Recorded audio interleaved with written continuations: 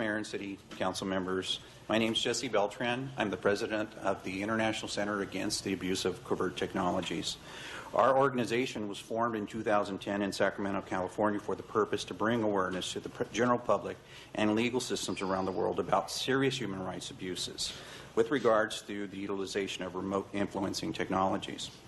My colleagues and co-speakers today hopefully will get John Hall, who was the author of Guinea Pigs, Technologies of Control, which have been sent to each of you and signed. I also have Dr. Edward Spencer, who's a neurologist from Yale School of Medicine, and Ben Colson, who is a PhD in psychology and therapist and co-author of a book about PTSD. I myself am a retired Sacramento City fire paramedic and a recent graduate of HMI and do provide therapy to victims. In 2010, I met Dr. Hall, and when meeting him, I discovered this phenomenon, and I asked why wasn't anything being done about this. He said it's because of the symptomology. If everyone went through traditional medicine and complained about what they were experiencing, they would be railroaded into the mental health institutions. The fact of the matter is this is affecting all demographics of society, the poor, the rich, the elite. I see victims on a monthly basis and hear from hundreds of people every week. I currently have over 23,000 correspondents from victims not only within here in the United States, but around the world.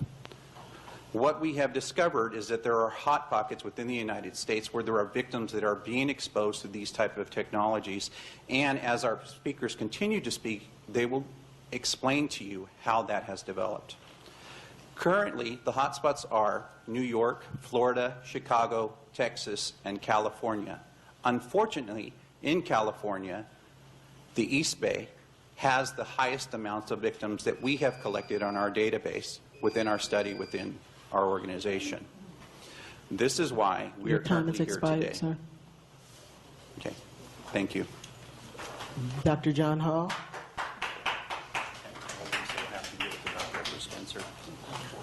Dr. John Hall.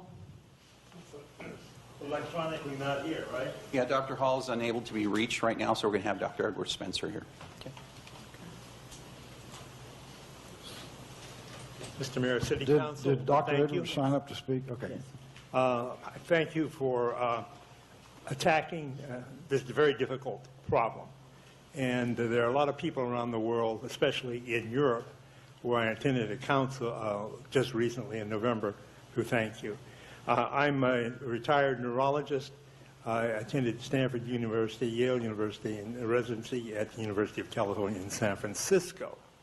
I've studied this sort of problem for a period of time, and it's been a mystery to me why medicine in general does not approach this and study the multitude of documents that are out there. But this is the case. And I won't answer this for you because this is an ongoing study, ongoing problem. This is really a intense technology, essentially what might be described as EEG heterodyning, that the entire electrical activity of a human brain can be captured in this supercomputer and certainly processed and then put back into someone else. It's science fiction, but it's not. Unfortunately, it's not science fiction. So naturally, this is difficult. So this is, the technology is incredible, but basically this is a moral problem, an ethical problem.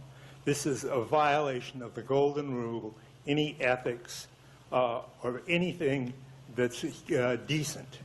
And this is a major thing to consider. It's also a violation of our constitutional rights. So that's an important thing to keep in mind.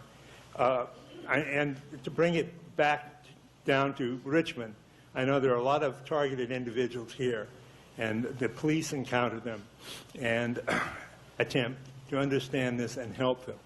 The medical community is hobbled by not having a differential diagnosis.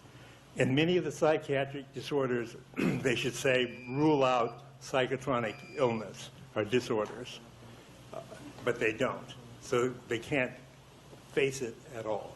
Thank you. Ben Collinson.